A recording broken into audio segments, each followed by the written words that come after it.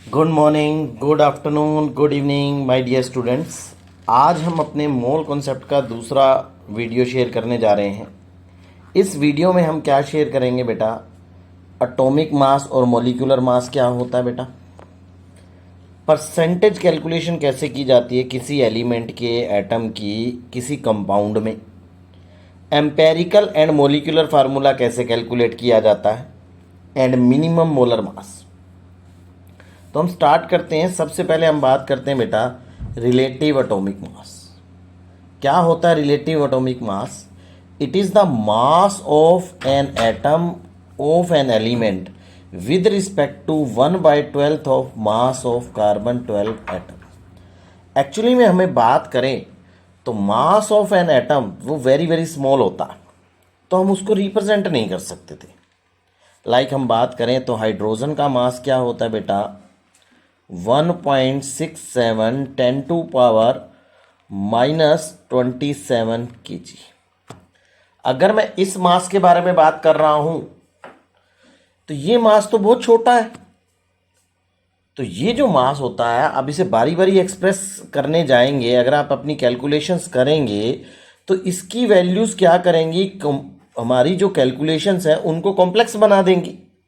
तो इसलिए हम क्या करते हैं, अपने इस मास को रिप्रेजेंट करते हैं किस फॉर्म में, रिलेटिव एटॉमिक मास की फॉर्म में। रिलेटिव एटॉमिक मास क्या होता है बेटा, ये मास होता है किसी भी एटम का ऑफ एन एलिमेंट का with respect to 1/12 of mass of carbon 12 atom. अब देखिए कार्बन 12 एटम का जो मास होगा, मान लो जो भी मास था, मैंने उसका क्या कर दिया, 1/12 कर दिया कार्बन 12 को। जो मेरी वैल्यू आई उसको मैंने डिवाइड कर देंगे जो उसका एक्चुअल मास होता है, तो जो वो वैल्यू आएगी वो रिलेटिव एटॉमिक मास आएगी। जैसे अगर हम बात करें 1/12 को अगर हम डिवाइड करते हैं किससे, 1/12 ऑफ कार्बन 12 करते हैं तो ये वैल्यू आती है 1.66 10⁻⁻27। अगर मैं इसे प्लेस करता हूं उसके एक्चुअल मास से डिवाइड करेंगे तो आंसर क्या आ जाएगा बेटा, 1। तो ये जो 1 है ना, ये हाइड्रोजन का एक्चुअल मास नहीं है, ये क्या है, उसका रिलेटिव मास है with respect to 1/12 of carbon 12 atom. ये बात हमेशा याद रखनी है जो भी हम यूज करते हैं। हमने बोला कि ऑक्सीजन का मास क्या होता है, 16। ये 16 क्या है बेटा, ये एक्चुअल मास नहीं है, ये क्या है, रिलेटिव एटॉमिक मास है। एक्चुअल में अगर हम बात करें तो ये एक डायमेंशनलेस क्वांटिटी है। तो डायमेंशनलेस क्वांटिटी है और समटाइम्स इसको हम कैसे लिख देते हैं बेटा, AMU और यू का मतलब क्या होता है, यूनिफाइड।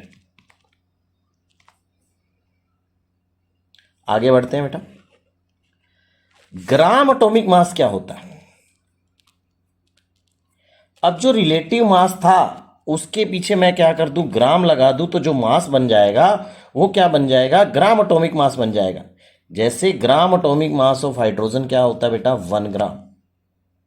जैसे हम बात करें रिलेटिव एटॉमिक मास के बारे में, तो रिलेटिव एटॉमिक मास मैंने अभी भी बताया था, ऑफ ऑक्सीजन कितना होगा, दैट इज 16 AMU और यू। अगर मैं इसे लिखना चाहता हूं ग्राम एटॉमिक मास में, तो ग्राम एटॉमिक मास क्या हो जाएगा of oxygen, that is equal to 16 gram. पीछे हमने क्या फर्क किया, यू की जगह क्या लगा दिया, जी लगा दिया। तो ये जो मेरा मास कहलाता है इसको क्या बोलते हैं, ग्राम एटॉमिक मास बोलते हैं। आगे बढ़ते हैं, एवरेज एटॉमिक मास। अब देखिए अगर हम पीरियोडिक टेबल देखें तो हमारे पास पीरियोडिक टेबल में बहुत से ऐसे एलिमेंट्स हैं जिनका मास क्या लिखा हो सकता है बेटा, पॉइंट्स में। तो क्या किसी एटम के पास हाफ या फ्रैक्शन में प्रोटॉन्स या न्यूट्रॉन्स हो सकते हैं? ऐसा कभी भी नहीं हो सकता। एक्चुअल में जो वो मास होता है, जो डेसिमल प्लेस वैल्यूज में जो मास है, वो एक्चुअल में क्या होता है बेटा, एवरेज एटॉमिक मास होता है। एक्चुअली में अगर हम बात करें, एक एलिमेंट एक से ज्यादा आइसोटॉप्स में एग्जिस्ट करता है। जैसे हम क्लोरीन के बारे में बात करें तो क्लोरीन का अगर हम पीरियोडिक टेबल में देखें तो उसका मास क्या लिखा होगा 35.5। तो क्लोरीन दो आइसोटोप्स में एग्जिस्ट होता है, क्लोरीन 35 एंड क्लोरीन 37, और इनकी रिलेटिव अबंडेंस क्या होती है 75 एंड 25। तो एवरेज एटॉमिक मास क्या होता है, mass of an atom taken as average corresponding to the relative abundance, की रिलेटिव अबंडेंस के हिसाब से उसका जो मास बनेगा वो क्या कहलाएगा, एवरेज से जो मास बनेगा वो क्या कहलाएगा, एवरेज एटॉमिक मास कहलाएगा। For example average atomic mass of chlorine कितना होता है 35.5। क्लोरीन दो आइसोटॉप्स में एग्जिस्ट कर रहा है 35 एंड 37, तो एवरेज एटॉमिक मास क्या होगा, average atomic mass of chlorine क्या होगा 35 इंटू में 75 प्लस 37 इंटू में 25 डिवाइड बाय में 100। तो आपका आंसर क्या आ जाएगा बेटा 35.5। पीछे क्या लिखेंगे बेटा U। आगे बढ़ते हैं। देखिए एक क्वेश्चन कर रहे हैं, बोरोन है, बोरोन किस में एग्जिस्ट करता है बेटा, अगर हम बात करें तो बोरोन के दो आइसोटॉप्स हैं, एक 10.1 एक 10.01 एंड एक 11.01, और एवरेज एटॉमिक मास क्या है बेटा 10.81 है। तो हमें क्या निकालना है, परसेंटेज निकालनी है किसकी, ईच आइसोटॉप्स की। अगर मैं बात करता हूं बोरोन के बारे में, मैं लिखता हूं लेट बोरोन जिसका मास क्या है बेटा 10.01 है, वो कितना है x है। तो बोरोन 11.01 वो कितना हो जाएगा बेटा 100 माइनस एक्स होगा, क्योंकि टोटल परसेंटेज तो क्या रहती है बेटा 100 ही रहती है।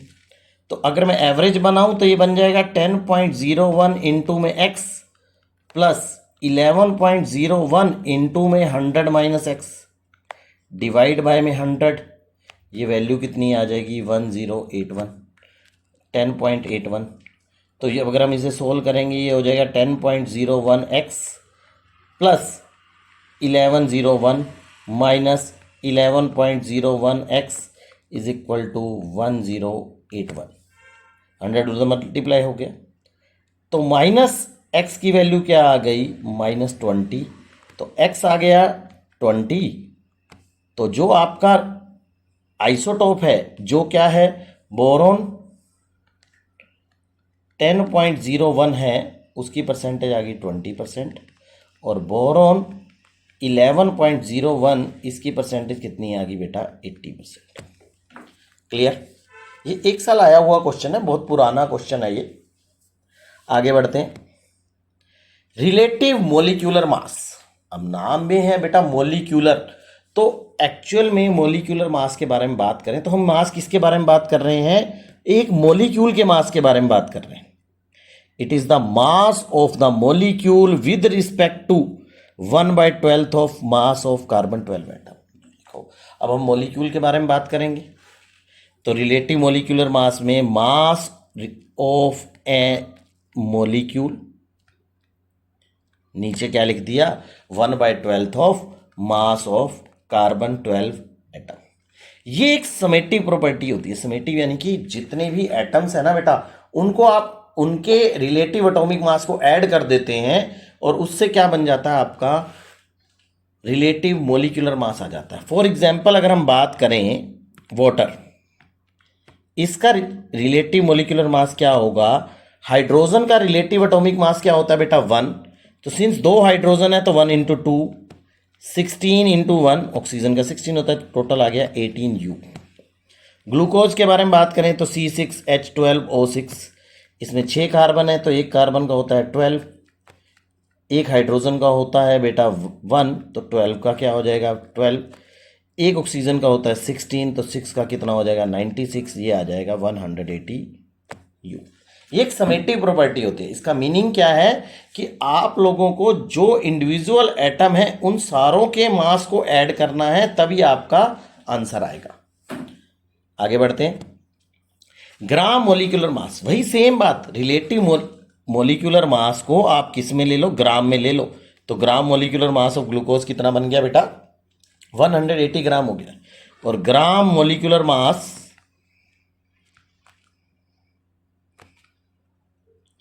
ऑफ ग्लूकोज कितना हो गया?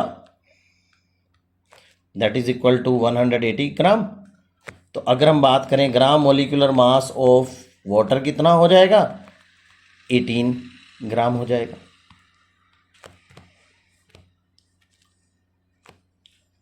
क्लियर है? आगे बढ़ते हैं बेटा। मेथड क्या क्या होते हैं बेटा मोलिकुलर मास निकालने का? एक मेथड होता है बेटा डिफ्यूजन मेथड। इसमें हम कहते हैं rate of diffusion of A gas R, मान लो ए गैस थी, इसका इन्वर्सली प्रोपोर्शनल होता है किससे?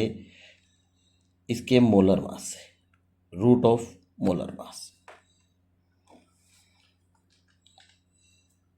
तो आर बी के बारे में बात करें तो इसका मोलर क्या होगा? Root of M B. तो हम कंपैरिजन फैक्टर से हम क्या कर सकते हैं? रेट ऑफ डिफ्यूजन निकाल सकते हैं। तो आर ए बाय में आर बी की वैल्यू क्या आ जाएगी बेटा? Root of M B by में एम ए। अगर मान लो मुझे एक गैस के बारे में पता है और दोनों गैसों का रेट ऑफ डिफ्यूजन पता है तो मैं दूसरे का निकाल सकता हूं। दूसरा मेथड है बेटा वेपर डेंसिटी मेथड। हम क्या जानते हैं बेटा? मैंने पहले भी बताया मोलर मास कितना होता है? 2 इंटू वेपर डेंसिटी। तीसरा मेथड विक्टर मीयर मेथड। इस मेथड में क्या कहते हैं? हमने किसी भी गैस के लिए एप्लीकेबल होता है molar mass of A gas is equal to mass of 22.4 litre of that gas. उस गैस को ले लो, उसका वॉल्यूम कितना ले लो? 22.4 लीटर, और उसके मास को आप वेट कर लो तो वो आपका क्या हो जाएगा? उस गैस का मोलर मास हो जाएगा। कोलिगेटिव प्रॉपर्टीज ये कहाँ पढ़ेंगे आप? 12th स्टैंडर्ड में एक चैप्टर है सोल्यूशन, वहां आपको पढ़ाया जाएगा। आगे बढ़ते हैं बेटा। Percentage calculation of elements in A compound. Let's suppose हम एक कंपाउंड मानते हैं कैल्शियम कार्बोनेट। मुझे निकालना है कि यहाँ कैल्शियम कितने परसेंटेज है। तो देखो, अगर सबसे पहले हम बात करें तो इसका मोलर मास क्या हो जाएगा? कैल्शियम का होगा बेटा 40, कार्बन का 12, ऑक्सीजन का 3 into 16 that is equal to 100 u. Percentage of calcium कितना होगा बेटा? 40 बाय में 100 इंटू में 100।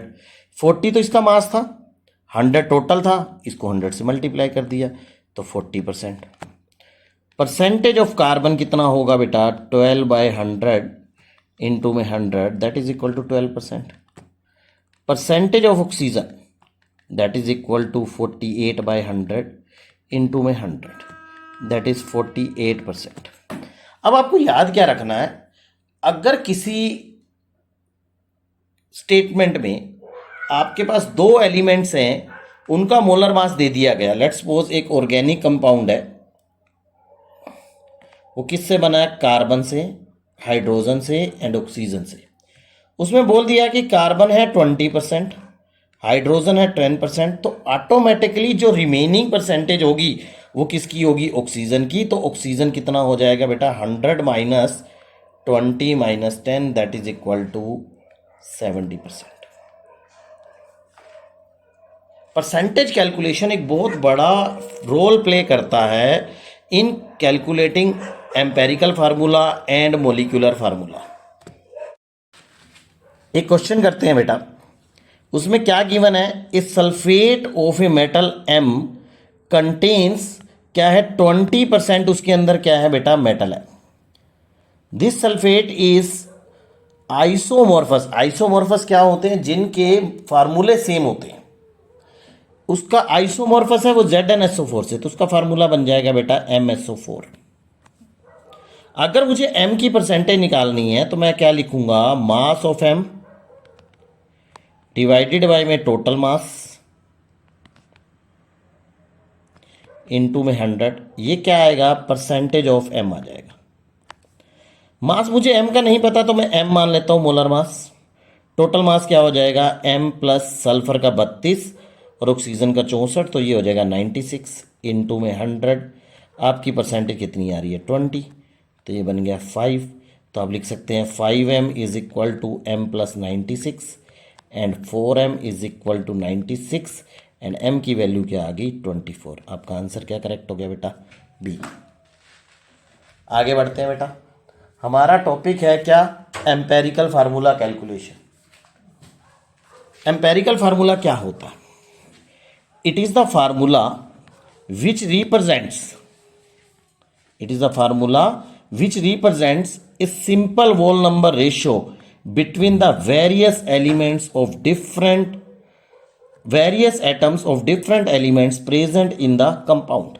मान लो ग्लूकोज है, ये है C6H12O6, इसमें कार्बन, हाइड्रोजन और ऑक्सीजन की जो रेशियो है वो 6:12:6 है। अगर मैं इसे सिंपल होल नंबर रेशियो में लेता हूं 1:2:1, तो मेरा सिंपलेस्ट फार्मूला बन जाएगा CH2O। दिस सिंपलेस्ट फार्मूला, इसको हम क्या बोलते हैं बेटा, एम्पेरिकल फार्मूला। क्या बोलते हैं बेटा, एम्पेरिकल फार्मूला। अब एम्पेरिकल फार्मूला कैलकुलेट कैसे करते हैं, किसी भी सब्सटेंस का आप एम्पेरिकल फार्मूला निकालना चाहो तो निकाल सकते हैं। जैसे हम बात करें C2H2, ये होता है बेटा इथाइन, इसका एम्पेरिकल फार्मूला क्या हो जाएगा, CH। हमने क्या किया, इसमें से 2 हटा दिया। एक्चुअली में ये 2 क्या है, इसको बोलते हैं एन फैक्टर, ये कैपिटल एन है, इसको बोलते हैं कॉमन फैक्टर। तो सिंपल सी बात आप याद रखो, जो कॉमन फैक्टर होता है ग्लूकोज में वो क्या होता है बेटा, 6। In glucose common factor is 6। आगे बढ़ते हैं बेटा, एम्पेरिकल फार्मूला कैलकुलेट कैसे करते हैं उसके बारे में जाते हैं। कैलकुलेशन ऑफ एम्पेरिकल फार्मूला, कभी भी एम्पेरिकल फार्मूला जब भी कैलकुलेट करने के लिए आएगा तो आपके पास जब क्वेश्चन फ्रेम होगा तो क्वेश्चन में पहली बात आपको देखना, या तो परसेंटेज गिवन होगी ऑफ एलिमेंट्स और मास ऑफ एलिमेंट्स गिवन होगा, not molar mass, it is the mass of different atoms of elements जो आपके प्रेजेंट होंगे उसके बारे में गिवन होगा। तो आप इस क्वेश्चन को कैसे करो, बहुत सिंपलेस्ट वे होता है, टेबल बना के करिए। यहां लिखिए पहले सीरियल नंबर, यहां लिखिए सिंबल, कि जो जो एलिमेंट है उसके सिंबल लिख दीजिए, फिर लिखो परसेंटेज, फिर आप क्या लिखो यहां पे आगे जाके एटॉमिक मास, जो आपके एटम है उनका एटॉमिक मास लिख लो, फिर आप निकालो रिलेटिव रेशो और नंबर ऑफ मोल्स। एन क्या होगा बेटा, नंबर ऑफ मोल्स। अब क्या निकालो, सिंपलेस्ट वोल नंबर रेशो। सिंपलेस्ट वोल नंबर रेशो आप कैसे निकालोगे, जो आपकी रिलेटिव रेशो आई या नंबर ऑफ मोल्स आए, जो सबसे छोटा होगा ना उसको सबसे डिवाइड कर दो। जब भी मैं अभी आपको एक न्यूमेरिकल की फॉर्म में दिखाऊंगा, लेट्स सपोज यहां आया सीरियल नंबर 3 एलिमेंट के बारे में 1 2 3, सिंबल लिख दिया हमने कार्बन, हाइड्रोजन, ऑक्सीजन, परसेंटेज जो भी थी लेट्स सपोज जो भी मेंशन होगी XYZ, एटॉमिक नंबर 12 1 16, तो X/12, Y/1, Z/16।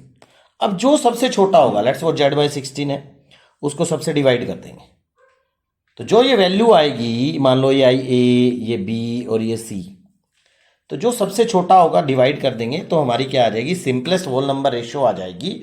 उससे हम अपना क्या करेंगे बेटा, एम्पेरिकल फार्मूला बता देंगे कि उतने कार्बन है, उतने हाइड्रोजन है, उतने ऑक्सीजन है, क्योंकि सिंपलेस्ट होल नंबर रेशियो ही क्या बताती है, एम्पेरिकल फार्मूला बताती है।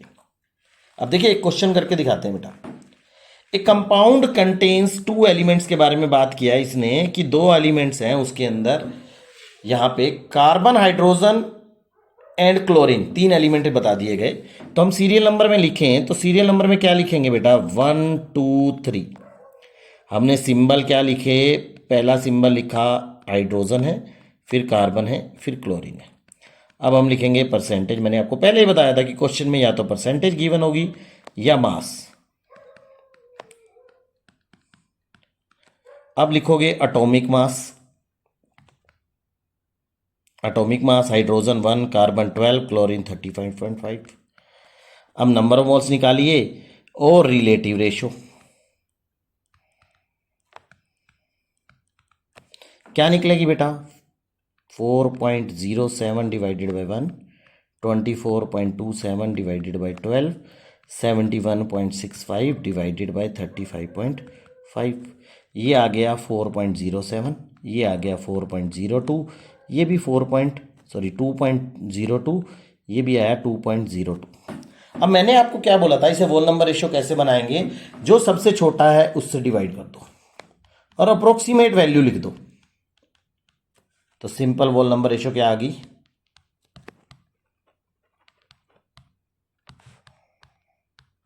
That is 211। तो इसका मतलब कार्बन कितने हो गए? 1, हाइड्रोजन कितने हो गए? 2, क्लोरीन कितने हो गए? 1। ये हमारा जो फार्मूला आया, इस फार्मूले को क्या बोला जाएगा बेटा? Empirical formula. देखिए, अब मुझे क्या करना है बेटा? मोलिकुलर फार्मूला निकालना, क्योंकि क्वेश्चन में मोलिकुलर फार्मूला भी गिवन है, हमें मोलर मास भी गिवन है। तो सबसे पहले आप निकालो एम्पेरिकल मास। कार्बन का क्या होता है बेटा? 12, हाइड्रोजन का 1, तो 2 हो जाएगा 35.5, दैट इज 49.5। अब निकालेंगे एन। एन बताया था कॉमन फैक्टर, ये होता है मोलर मास अपॉन में एम्पेरिकल मास। मोलर मास हो गया 99 मान लो अप्रोक्सीमेटली, 49.5, तो आंसर आ गया 2। अब कॉमन फैक्टर को तो मल्टीप्लाई कर देंगे, जैसे हमने बताया था मोलिकुलर फार्मूले को अगर आप एम्पेरिकल फार्मूले में बदलना चाहते हो तो आप क्या करो? कॉमन फैक्टर हटा दो, अब यहां पे कॉमन फैक्टर जोड़ दो। तो मोलिक्यूलर फार्मूला क्या हो गया? C2H4Cl2। क्लियर? अब अगले क्वेश्चन में बढ़ते हैं। सेम हम एक क्वेश्चन और करेंगे। Determine the empirical formula of an oxide which contains 2 elements iron and oxygen. तो हम बात क्या करें? तो सबसे पहले हम लिखें सीरियल नंबर 1, 2। एलिमेंट कौन से? Iron and oxygen. आयरन 69.9 और ऑक्सीजन हमारे को दे दिया 30.1। एटॉमिक मास आयरन का 56, इसका ले लो 16। जब हम डिवाइड करेंगे तो नंबर ऑफ मोल्स निकाल लो और रिलेटिव रेशो क्या निकलेगा बेटा? 69 डिवाइडेड बाय 56, 30.1 डिवाइडेड बाय 16। तो अगर हम डिवाइड करें तो हमारा आंसर आ रहा है बेटा 1.248। और दूसरे केस में अगर हम डिवाइड कर रहे हैं तो हमारा आंसर आ रहा है बेटा 1.88। तो मैंने बोला था आप इस सबसे छोटे से डिवाइड कर दो, ये आ जाएगा बेटा 1 और ये आ जाएगा बेटा 3/2। तो सिंपल वोल नंबर रेशियो क्या बनी? 2/3। तो फार्मूला क्या बन गया बेटा? Fe2O3। ये किसका एक फार्मूला आ गया बेटा? एम्पेरिकल फार्मूला आ गया। किसका? आयरन के ऑक्साइड का। आगे बढ़ते हैं बेटा। मिनिमम मोलर मास, अब हमारा कॉन्सेप्ट है बेटा मिनिमम मोलर मास। अब मिनिमम मोलर मास क्यों डिफाइन करते हैं, ये क्या बात है और ये क्यों लिखते हैं? देखो, एक्चुअल में जो बड़े बड़े मॉलिक्यूल्स होते हैं जिसके बारे में हम बात करें, ग्लूको जैसे हम बात करें, प्रोटीन्स हैं, क्लोरोफिल्स है, हीमोग्लोबिन है, ये बहुत बड़े मैक्रो मॉलिक्यूल्स होते हैं। इनका पूरा पूरा मास जब भी आप निकालना चाहोगे, इनमें जो फिर जो फार्मूले में कैलकुलेशंस होंगी तो वो गलत आ सकती हैं, उसमें गलती हो सकती है। तो हम वहां पे एक स्पेशल टर्म यूज करते हैं जिसको हम क्या बोलते हैं? Minimum molar mass. Minimum molar mass क्या होता है बेटा? It is the mass of the macromolecule with respect to the special element present in it. अब मिनिमम मोलर मास क्या होगा? ये टर्म कब यूज होती है बेटा? जब भी कोई मैक्रोमोलिक्यूल्स है, समझे? मैक्रोमोलिक्यूल्स यानी कि पॉलीमर, कोई भी पॉलीमर हो गया,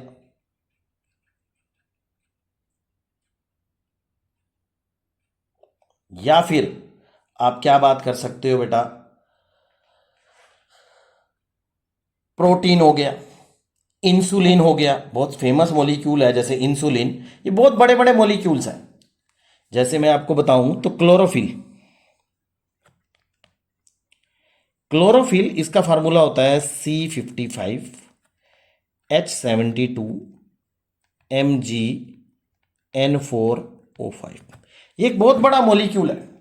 अब इस मॉलिक्यूल का अगर हम मास निकालना चाहेंगे तो हमारे लिए बहुत बड़ी दिक्कत है, क्योंकि अगर हम बात करेंगे रिलेटिव के बारे में भी तो वहां भी क्या आएगा, वैल्यू में फर्क आएगा।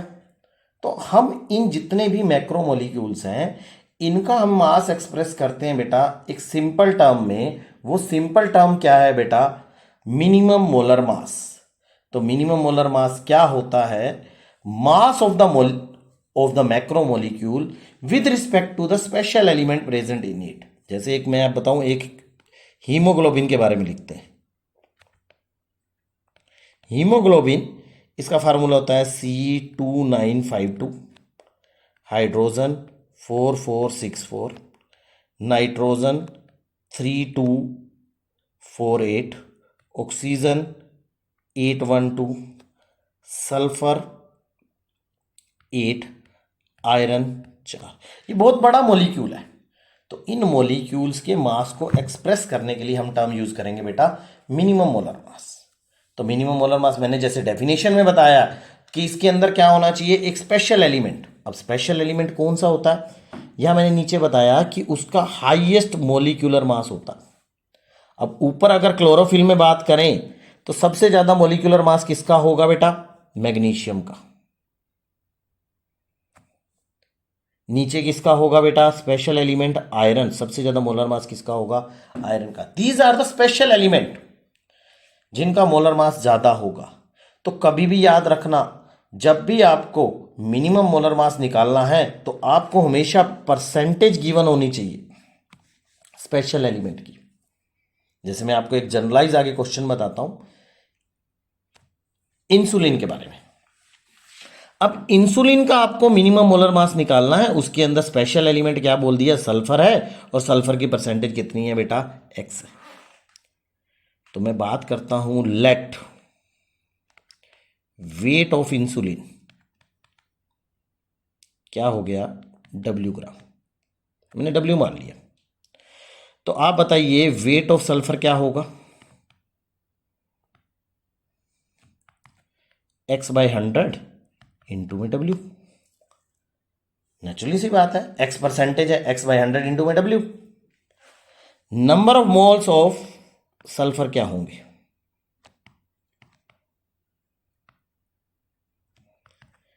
x/100 इंटू में W बाय में सल्फर का मास होता है 32। अब देखिए जो मोल्स है सल्फर के हम कैसे निकाल सकते हैं। मान लो मैंने आपसे पूछा मीथेन, मीथेन में कितने मोल्स हैं हाइड्रोजन के, तो आप बोलोगे 4 मोल्स। आपने 4 मोल्स कैसे बताया, 4 नंबर ऑफ एटम्स, ठीक है, और साथ में आगे क्या था बेटा 1। कितने एटम थे, 4, 4 को आपने एक मोल में कितने थे, तो आगे क्या थी वैल्यू n। तो सिमिलर वे में number of moles of sulphur दूसरे वे में कैसे निकाल सकते हैं, वेट अपॉन में molar mass of insulin. m क्या है, मोलर मास ऑफ इंसुलिन। तो ये नंबर ऑफ मोल्स आ गए किसके, इंसुलिन के, इनटू में n क्या होता बेटा, एटॉमिक सिटी, कितने एटम है। जैसे यहां कितने एटम थे 4, तो यहां क्या होंगे n, मैं मानता हूं n है। तो जब भी मिनिमम मोलर मास का केस होगा तो n की वैल्यू क्या हो जाएगी बेटा 1। तो अगर आप कंपेयर करेंगे तो x/100 इंटू में W बाय में 32, ये इक्वल होना चाहिए W बाय में molar mass of insulin into में x। x नहीं लेंगे यहाँ पे, वैल्यू लेंगे 1, क्योंकि मैंने बोला आपको क्या करना है, यहाँ पे इंसुलिन के लिए मैं I लिख देता हूँ। तो W से W कट गया, तो mi किसके बराबर आ गया, 3200 डिवाइडेड बाय में x। तो ये मेरे पास किसकी आ गया बेटा, मिनिमम मोलर मास आ गया, किसका, इंसुलिन का। याद क्या रखना है कि मिनिमम मोलर मास के केस में आप एन की वैल्यू क्या लेंगे, 1 लेंगे। क्लियर, आगे बढ़ते हैं। अब देखिए ये सेम क्वेश्चन आ गया, ये जेई का क्वेश्चन है, 2016 में आया था। एक ऑर्गेनिक कंपाउंड में क्या है, कार्बन है, हाइड्रोजन है, सल्फर है, मिनिमम मोलर मास निकालना है, सल्फर 8% है। मैं कहता हूं वेट कितना है उस ऑर्गेनिक कंपाउंड का, W, weight of organic compound कितना हो गया, दैट इज डब्ल्यू ग्राम। तो परसेंटेज ऑफ सल्फर कितनी है दे रखी है, 8%। तो हम बात कर सकते हैं number of moles of sulphur 8/100 into में डब्ल्यू, ये मास आ गया, डिवाइडेड बाय में 32 कर दिया, क्योंकि हम जानते हैं नंबर ऑफ मोल्स किसके बराबर होते हैं, मास अपॉन में मोलर मास। तो मास क्या आया, 8W/100 इंटू में 32। तो हमने ये इसके नंबर ऑफ मोल्स निकाल लिए। तो number of moles of sulphur हम निकाल के आ सकते हैं W बाय में molar mass of that compound, जो ऑर्गेनिक कंपाउंड है तो हमने O लिख दिया, O का मतलब ऑर्गेनिक कंपाउंड, ठीक है जी, इनटू में N। तो मैंने आप लोगों को पहले भी बताया था, जब भी आप मिनिमम मोलर मास निकालेंगे तो दोनों के मोल्स इक्वल होने चाहिए। तो 8W बाय में 3200 is equal to W by में, अगर मैं यहाँ पे O की जगह I भरता हूँ तो N की वैल्यू क्या हो जाएगा, 1। I भर दो या मोलर मास यहाँ लिख दो मिनिमम, ठीक है जी। अब W से W कट गया, ये आ गया 400, तो मिनिमम मोलर मास क्या आ गया, 400 ग्राम पर मोल। ये आ गया आपका आंसर बी। अब ये ग्राम पर मोल क्यों लिखा है ये हम अगले लेक्चर में आपको बताएंगे। आगे बढ़ते हैं अगले क्वेश्चन की तरफ। The sodium salt of N acid contain 7% of sodium. अब 7% सोडियम है, मैं वेट मानता हूं ऑफ डाई का, डाई सोल्ट जो है उसमें 7% सोडियम है, उसे मैंने माना W ग्राम। तो number of moles of sodium कितने आएंगे,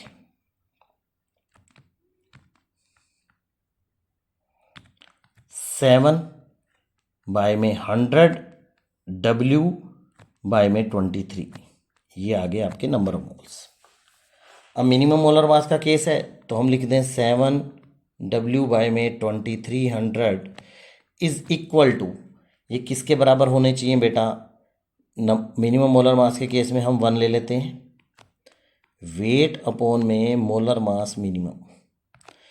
तो W से W कट गया, तो मोलर मास मिनिमम कितना आ गया बेटा, 2300 divided by 7, that is 326.5। I think so. अगर हम इसको डिवाइड करें तो हमें पता चल जाएगा कि वैल्यू क्या आएगी, ये वैल्यू आ रही है 328.5 अप्रोक्सीमेट में। अब देखिए ये तो सोडियम सोल्ट आ गया उसका, एसिड डाई का। तो हम देखो यार एसिड में जब सोडियम डाला होगा, तो एसिड में जब सोडियम डाला होगा तो सोल्ट बनेगा, ये कैसा होगा, सोडियम सोल्ट होगा। प्लस में कौन सी गैस निकलेगी बेटा, हाइड्रोजन, आधा हाइड्रोजन। देखो एक सोडियम एक हाइड्रोजन को बाहर निकालेगा। अगर मेरे पास ये मास आ गया 328.5, ये मास मुझे पता है 1 होगा, ये मास 23 होगा, तो मुझे एसिड का निकालना है। तो हम कैसे निकालेंगे, क्योंकि मेरे से minimum molar mass of dye पूछा है। वो डाई कैसी है, एसिडिक है, तो एसिडिक डाई का कितना आ गया,